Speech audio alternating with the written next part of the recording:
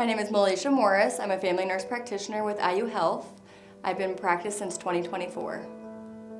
I became a family nurse practitioner because as a nurse I witnessed the effect of comorbidities and chronic disease upon the patients that I cared for, and I wanted to gain more medical knowledge to make a difference in prevention of chronic disease and management for my patients to better serve them and prevent morbidity and hospitalization.